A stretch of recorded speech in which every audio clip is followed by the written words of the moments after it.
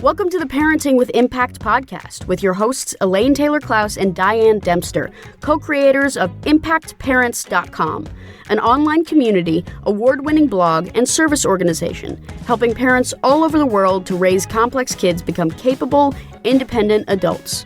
Hi everyone, Elaine and Diane here, and we know that you want your complex kids to grow up to be happy and independent, and yet you're not always sure how or when to help with that. In this podcast, we'll encourage you to collaborate with all kinds of complex kids and support them in navigating life and learning. And we'll interview leading experts from around the world, as well as parents in our own community, talking about how training for parents actually helps these complex kids. We'll talk about the issues we hear parents struggling with all the time and how a coach approach can support and empower your amazing young people. We won't tell you what to do. We're going to help you figure out how. So let's move on to the next conversation.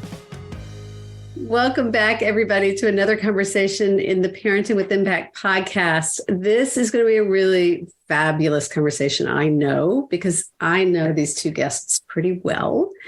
So I want to welcome Jeremy Didier and Chris Foster, who are lightness and being in so many ways. Like you guys, when you're with them, it just feels like everything is happy. The universe lights up and buoyant and beautiful. And we're going to talk about something kind of heavy. So like, just know that there's all of this going on, right?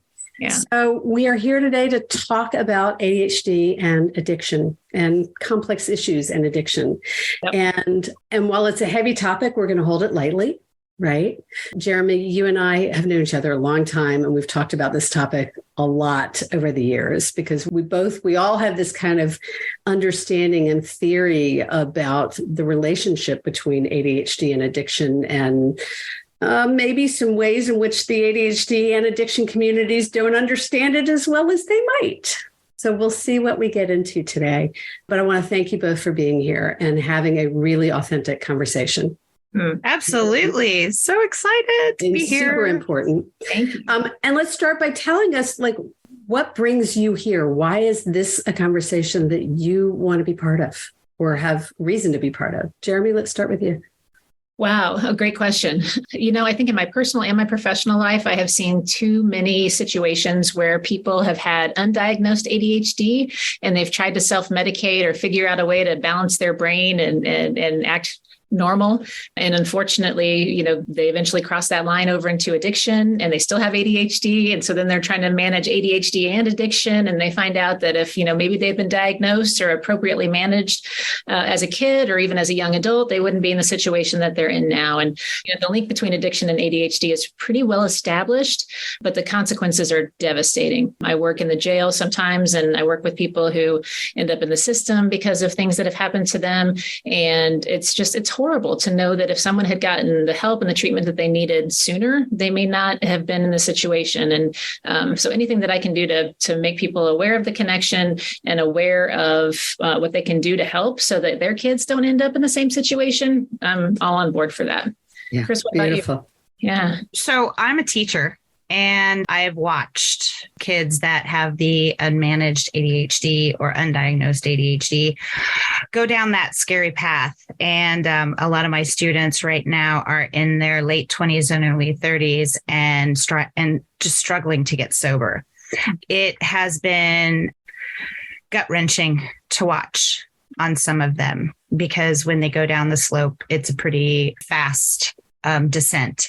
And so I'm trying really hard as an educator to be there for my students, both current and former, to at least be kind of a sounding board so that they know that there's at least one adult who's not going to judge, who is just going to kind of try and talk to them straight and kind of give them some insights into their little adolescent brains. Mm-hmm. So one of the things you mentioned, Jeremy, is that you're seeing a lot of people who end up in an addiction cycle with proper diagnosis and treatment. It could have been avoided. Yes. So speak to that a little bit. And both of you are nodding like, yes. Well, it seems a little counterintuitive, right? I mean, it seems strange to think that if someone is struggling, and this actually this is true no matter where you are in the ADHD spectrum, I guess, whether you're being diagnosed with ADHD as a child or whether you're an adult with ADHD who's been struggling with addiction. I mean, treating the ADHD makes a huge difference. And, I speak from personal experience. I come from a proud line of alcoholics, many of whom are in recovery, but many of whom who also had ADHD, and had their ADHD been diagnosed and managed, they may have gone a different direction in life. And when our third child was diagnosed with ADHD, the woman that we were working with said, all the research is showing that if you start your child on stimulant medication now, chances are he won't ever struggle with addiction. Or if he does struggle, he won't be at any greater risk than anyone else.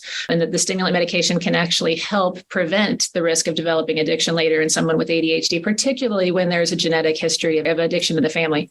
What were you going to say? So I want to clarify what you just said, because there's a lot of information in there that we know well, but there's a lot of misinformation out there. Yes. Okay. So far too much misinformation. So too much. So what I heard you say is that people with ADHD are at a higher risk of addiction. Correct. That when that ADHD is identified and treated early, it can actually reduce the risk of addiction to the same as a typical population. Is that what I heard you say? That is exactly correct. And there is some research that shows that it can reduce the risk even further. So, and by treatment, in this case, you're actually talking stimulant medication, pharmacological treatment, or any kind of treatment? Stimulant medication is what most of the research has been done in. I mean, certainly, we know the standard of care for treating ADHD is stimulant medication plus cognitive behavioral therapy or executive function coaching. Or behavior therapy training. Yes, exactly. Right? Yep. But for sure, stimulant medication. And the part that's also interesting, too, is that even people who are in recovery, like people who are going to get treatment, say people who've developed addiction tendencies or are struggling with alcoholism or addiction, when they check into the facility, if they have ADHD, a lot of times the recommendation now is to go ahead and start them on stimulant medication right away, because it helps with brain recovery from addiction. And if you don't manage people's ADHD, they're going to relapse and not be able to stay sober. So that's a huge change. Yes. Because 5 years ago, that would not have been the case, I'm guessing. Right. So up until very recently, the typical paradigm was that if somebody moved into the realm of addiction, then the assumption was that means you have to take away the ADHD medication because it's a stimulant. Yes. And a controlled substance. Yes. And so that's really shifted very recently. What's changed? What do y'all know about it?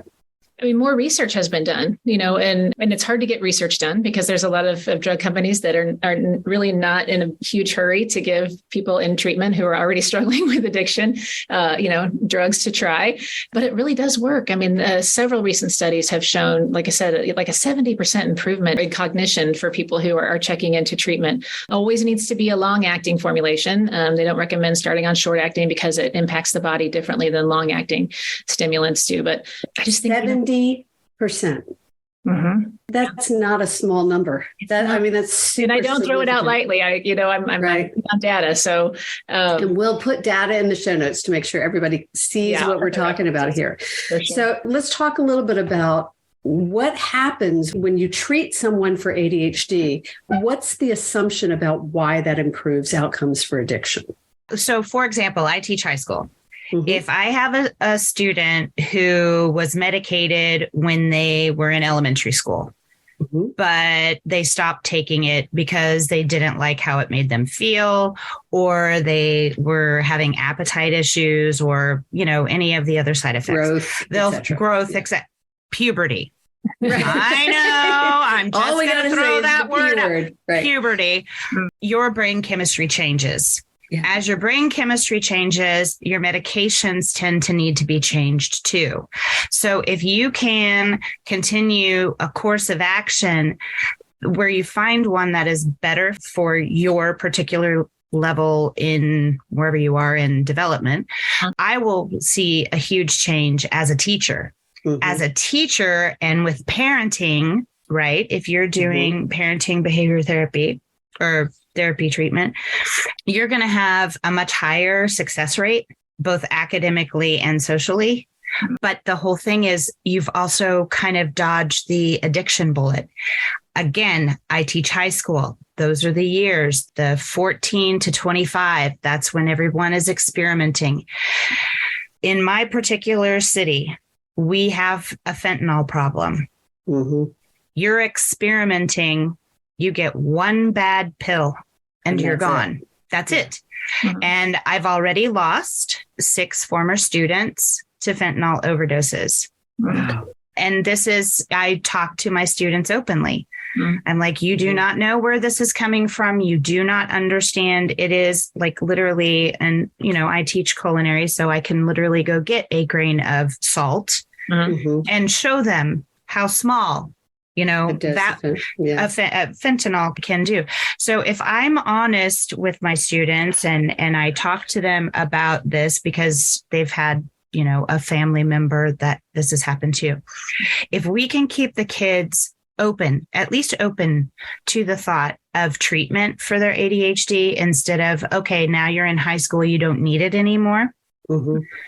We may be able to get them through those really tricky puberty, middle school, high school years so that they aren't going down that path to addiction because they are going to self-medicate. Yeah. So what I think I'm hearing you say is that one of the things that we're seeing is that this is the age of experimentation starting, so that if you can have proper treatment of ADHD or a diagnosis and treatment of ADHD, you're going to reduce the risk of experimenting with other substances. Is that what I'm hearing? Jeremy, what would you add? I think that's one great point. I think also if you think about, the social skills and the fact that kids with ADHD are 3 to 5 years behind their same age peers in some area or another. Just the social aspect. If your ADHD is managed, you're going to be less likely to do a bunch of impulsive things to try to fit in with people or make friends with people who may be older than you or younger than you and trying things that, to Chris's point, may be really scary to try. So if your ADHD is managed and you're taking medication and you're able to take in the information that you're hearing from parents and teachers and peers in a positive way, or you're hanging out with, positive, I don't want to say positive influences because there's influences of all kinds everywhere. But if your ADHD is managed, you're less likely to engage in other kinds of impulsive risk-taking behaviors. So there's 2 things I hear in that. It's likely to help manage impulsivity and also improve that self-regulated capacity to say no. Yes. Right. Yeah. Well, actually, they're close, but not the same thing. Right. Yeah, correct. Yeah. Well, that's the whole self-regulation bit right now. We are still struggling with our kids. And this is across the board. This is not just strictly the kids with ADHD, please. COVID threw everyone for a loop. So you're looking at self-regulation. The seniors this year were freshmen. Right. Okay. So we have nothing but middle school acting behaviors in the school systems right now because these kids were not able to learn the social skills that they're supposed to learn in middle school. Right. So now it's kind of perpetuating, right? And if you have a student or a child that has ADHD or some other kind of neurodiverse superpower, then the socialization part really kind of leads to the impulsivity. They all go hand in hand. They're different, but they kind of dovetail together. So our kids are typically 3 to 5 years behind their peers in some aspects of their development. And now you're adding this kind of cultural delay of 3 years that we've had with the pandemic. Yeah. So you've got all these kids whose bodies and exposure are still what they would have been, but now they're even less mature enough to handle it. Yeah, correct. If you even expand on that, let's make it a little more. Yes, I mean, if you think about it, well, we know that kids with ADHD are more likely to try substances sooner than their same age peers. So if the average kid takes their first drink at, and this is actually not accurate anymore, it used to be like 13. The kid with ADHD. That sounds old to me. That's the kid with ADHD takes their first drink at 10 or 11. And we know that ADHD is genetic, right? And so you also have parents in the house who may have ADHD that is undiagnosed or poorly managed, who may be alcoholics or, engaging in addictive behaviors themselves. And so the kids have really nowhere to go to find a good role model or of what normal looks like. Right. So we're going to take a quick break, then we're going to come back and figure out how people can integrate this information and what to do with it. Hi, it's Elaine. And if you like this podcast, you'll love our coach approach. Whether you're a parent looking for support or a professional supporting families, we invite you to download a free guide with 12 key coaching tools at ImpactParents.com/gift. You can begin using a coach approach to help kids become more independent or improve all of your conversations at work and at home. That's ImpactParents.com/gift. So welcome back. Okay. So we've set the stage for the relationship between ADHD and addiction, the reasons why ADHD has a higher risk of addiction, and the reasons why treating it, identifying it and treating it early can actually improve the risks of addiction. And I'm thrilled to hear you report that it is now that bias that used to exist against ADHD medication in treatment centers is no longer universal. And my bet is it's not quite where we want it to be, but that trend is moving because, yes. We've talked for so many years about if you don't treat the underlying ADHD, you can't really just say no is not gonna move the needle very far. No. Right. So let's move this conversation to what do parents need to know in terms of you got a kid with ADHD. You may or may not be concerned about addiction because of their behavior, because of your behavior, partner's behavior, family history. Like, what do parents need to understand differently from this conversation moving forward? I would say just really being open and honest with their kid with ADHD and their family. I didn't find out about my ADHD until about 8 years ago. Wow. And it was life-changing. I mean, my whole life makes sense. Me too. Right? I gotcha. and then, so in all of that, I'm, rebuilding relationships with family and realized just how genetic it is. Right. But no one had ever talked about it. And so me being the first one diagnosed as an adult, that got the ball rolling, right? I think the other thing is just really taking the stigma away. I talk a lot about being neurodiverse in my classroom to my students and to all of my colleagues, because I think it's so important that we all embrace and appreciate each other's diversity. So when I phrase it and I reframe things in a positive way, man, that just changes it. I have some kids that are rough for other people. Oh my. And they can just walk in my room and it's like, because they feel seen. They feel seen, safe. Yeah. They feel safe. And my educational research, education has proven that you can keep kids engaged in school if they have one adult in the building that they feel safe with. And so I try and be that person. And, my entire administration knows I harbor fugitives and, I just harbor fugitives, but I can get those fugitives to a point where they can then go on to their academy or principal's office or counselor because they've been able to self-regulate. I give them the opportunity to self-regulate. I have to take the opportunity to self-regulate sometimes too. And, being honest with your kids, hey, I need a minute. The adult needs a minute. So I'm modeling the behavior for them. And I think that that's been very helpful for me from that educational point of view.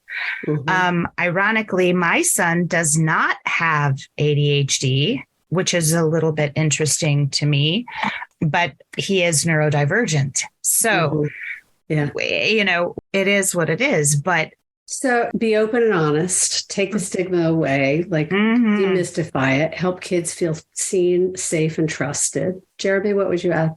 We know all of this, right? I mean, we're talking about it now. We have all this research. We know that kids with ADHD are at high risk for developing addictive tendencies. And yet when kids with ADHD are diagnosed, what do we do about it? Does their doctor talk to them about it? Is there like a program, to talk about the risks of addiction? Where's the education around that? So definitely, if your kid has ADHD, educate yourself, make sure you're talking to them about this kind of thing. And we're not talking, just say no. What's really important here is that we hear from parents all the time that, well, I don't want to give them any ideas. Oh, yeah. Right? And talking to them about their risk of addiction is not giving them the idea. No. Trust me. No, not at all. Not at all. And I will be very honest. My son is 23. He graduated college a year ago. He is currently living in South Korea, teaching English to kindergartners. Beautiful. It is. It's awesome. Fabulous. But he, during his college years, he literally told me before he left, he does not drink very often because, he knows there are risks with the neurodivergence that he has. And so hearing and seeing and talking about our family members that do struggle with addiction, that are his age or a little older, he's aware. And so it does get in there, and it's not going to be like, ooh, I'm going to go because they told me to. It's the same thing, when we're looking at suicidal ideology, talking about it helps. It's not giving them the idea. The same thing goes here. Yeah. Excellent. Well, point. And with early sexuality and with everything else, kids will take the information they need.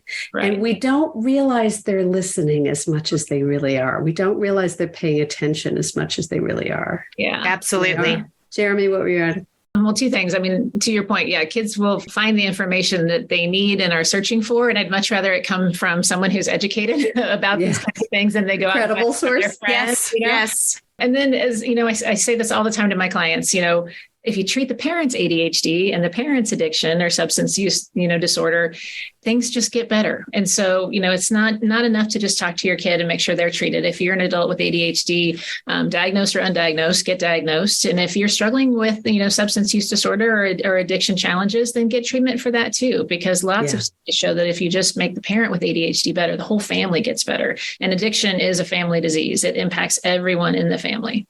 Right. And so does ADHD.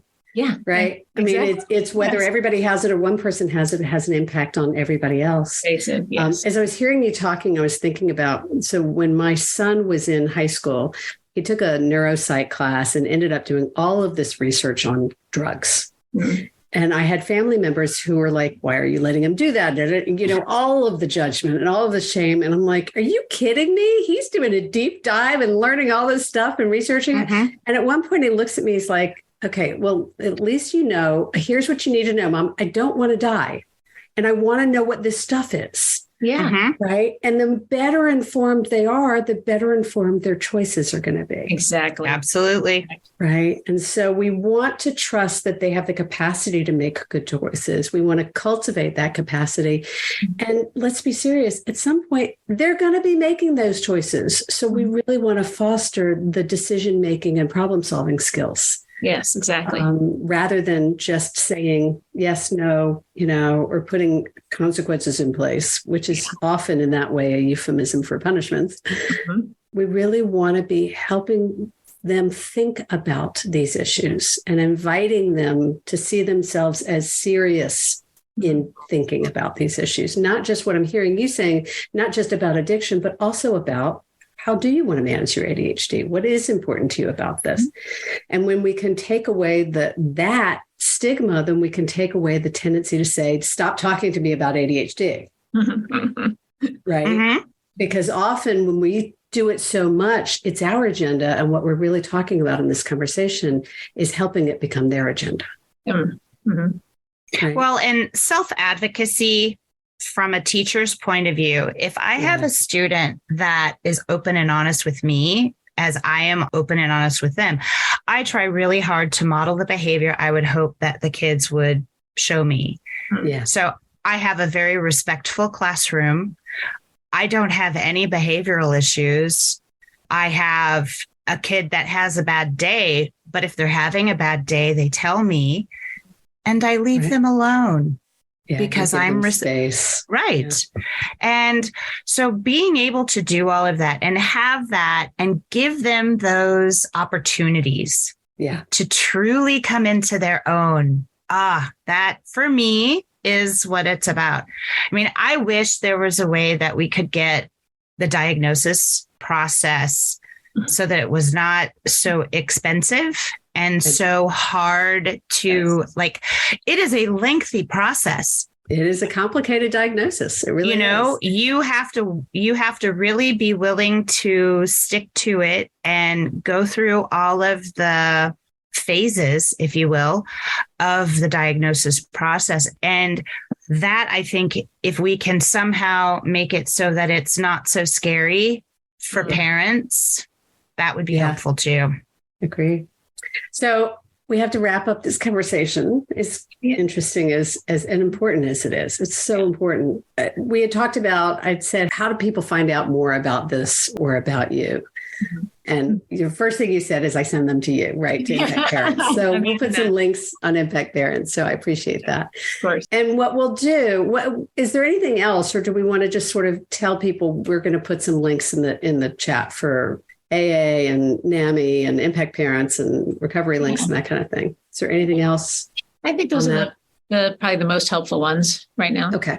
So we'll make sure to put some good links in the show notes for people who are looking for more information on this. Good.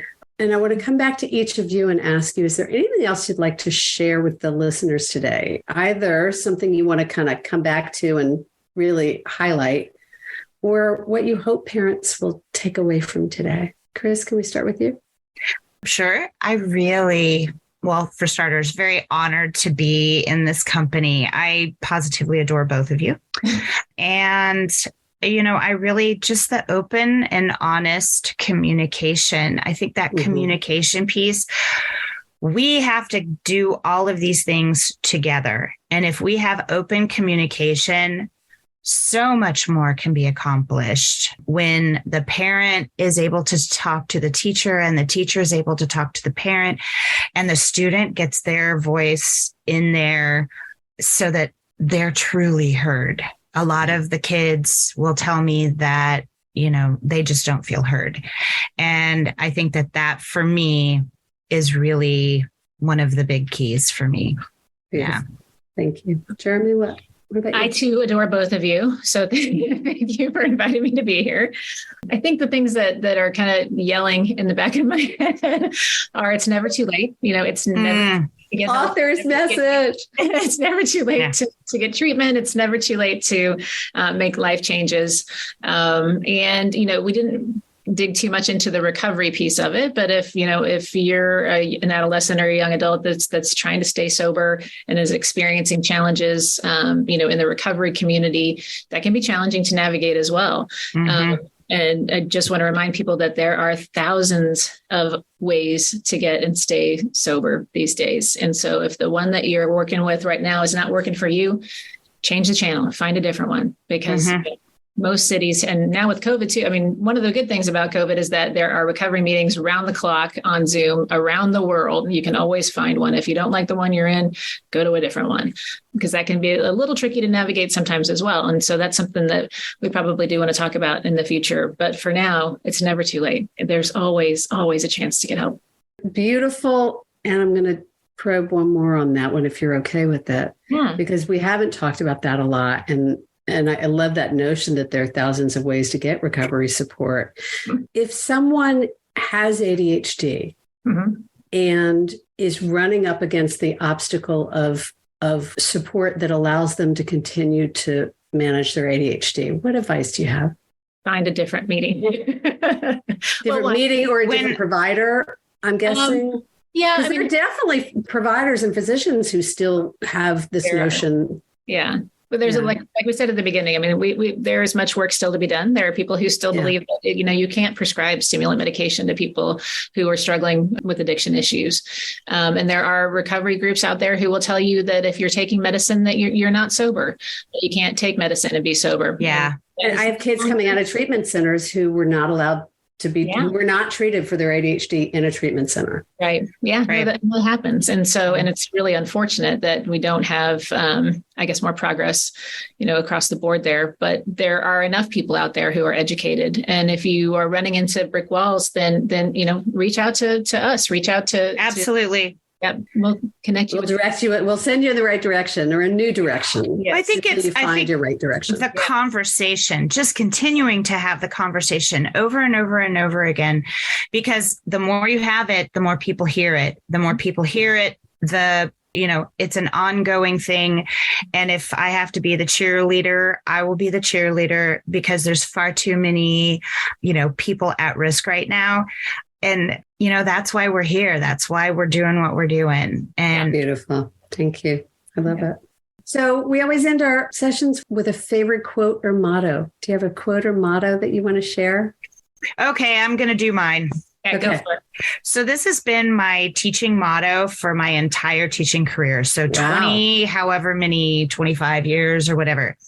It's not better. It's not worse. It's just different. Ooh. I like that. Because, we're just don't judge, don't judge. And so beautiful. We just kind of talk about it in those kinds of ways. So it's not better. It's not worse. It's just different. Yeah. I love that. Thank you. I think I'm going to steal the impact one and just enjoy the ride, I mean, the relationship is the most important thing with your kid, with your partner. Make sure you're focused on that and don't forget to enjoy the ride.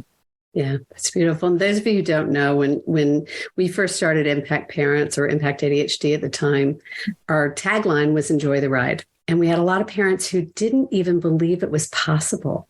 So the tagline changed to helping parents help kids. Yeah. And what I've been saying a lot lately is helping parents help kids so that you can enjoy the ride. So thank you. I love that. I appreciate that. Both of you, thank you for being ambassadors for powerful and important conversations. Happy to be here. Absolutely. And doing what you're doing, each of you in your own ways, really powerful, profound work in the world. Thank you. Thank you. I think you're doing the same thing. Yes, exactly. You're saving lives. Thank you. Absolutely. And to those of you listening, you're listening because you're trying to make it better and make it different and make a difference. And I want to ask you to take a minute before you turn off whatever you're listening to or forward on to the next, to think about, what are you taking away from this conversation that you've just listened to? What did you get from it? What's your insight, your aha? What do you want to take away and take with you into this coming week? What will serve you as you move forward into your week? And as always, thank you for what you're doing for yourself and for your kids. At the end of the day, it makes an enormous difference. Take care, everybody. Have a great week. You've been listening to the Parenting with Impact podcast with Elaine and Diane. For more information on the Impact Parents community or to join Sanity School for Parents, please visit ImpactParents.com. If you like what you've heard, please share this podcast with friends who need similar guidance and subscribe wherever you listen to podcasts. For the essentials of Elaine and Diane's coach approach to parenting, download a free tip sheet at ImpactParents.com/podcast. Behavior therapy training for parents is actually recommended as a first-line treatment for complex kids. For information about Sanity School, our training program for parents or teachers, which has helped thousands of families around the globe, visit ImpactParents.com/Sanity School.